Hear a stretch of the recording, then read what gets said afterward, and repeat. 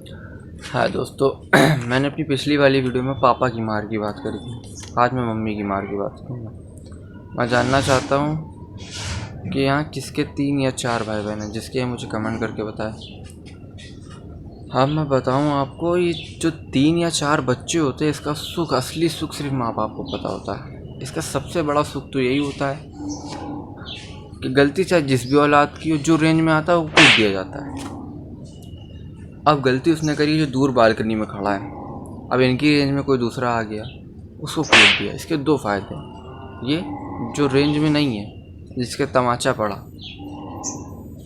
जो रेंज में नहीं है वो दूर खड़ा है, वो सोच रहा है यार जिसकी गलती नहीं थी उसको इतना मारा है, मेरी तो गलती है, मुझे तो लुटा लुटा के मारेगी। और जिसके तमाचा पड़ा वो अपने सारे पूरे कर्म याद करता है, पता नहीं किस गलती का मुझे मार के चली गई। मैं आपको अपना मतलब मैं अपनी मम्मी की बात करूँ तो बात ये, उनके हिसाब से मेरी ज़िंदगी में जितने कलेश होते हैं सबकी वजह होती नज़र।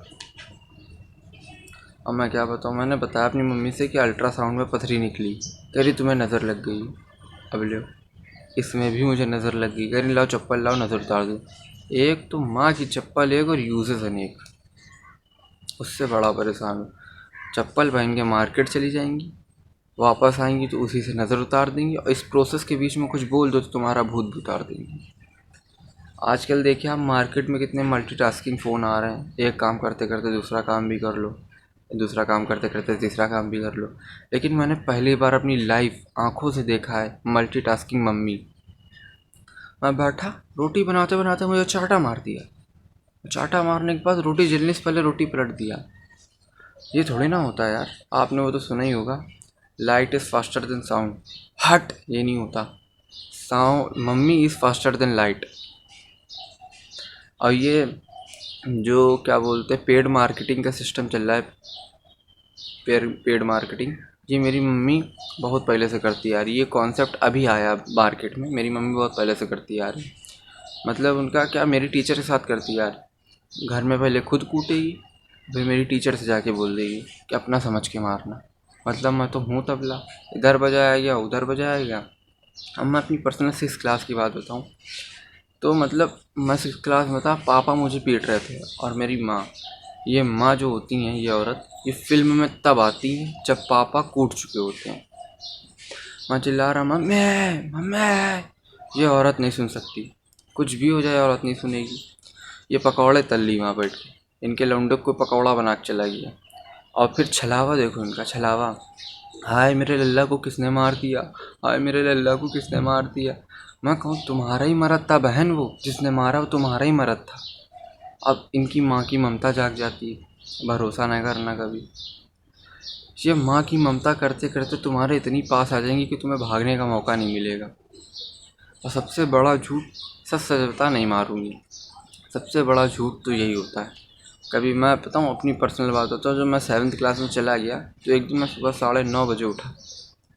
9:30 बजे उठा तो मैंने, मतलब मैं उठा ही था, पापा मुझे मार के चले गए। मैंने उस आदमी से बहस नहीं करी, मैंने सोचा यार कोई होगा, कुछ होगा तो मार के चला गया। अब क्या मैं यार उससे पूछने जाऊँ कि मुझे क्यों मारा, वो 2 लात और मार के भगा देगा। जैसे वो घर के बाहर निकला, मैंने प्रतिज्ञा ले ली कि आज के बाद जो घर से बाहर निकला है, इस आदमी का मैं 1 रुपये का दाना नहीं खाऊंगा। मैंने प्रतिज्ञा तो ले ली। 2 घंटे बाद पता चला कि मेरे घर में सिर्फ मेरे पापा ही कमाते हैं।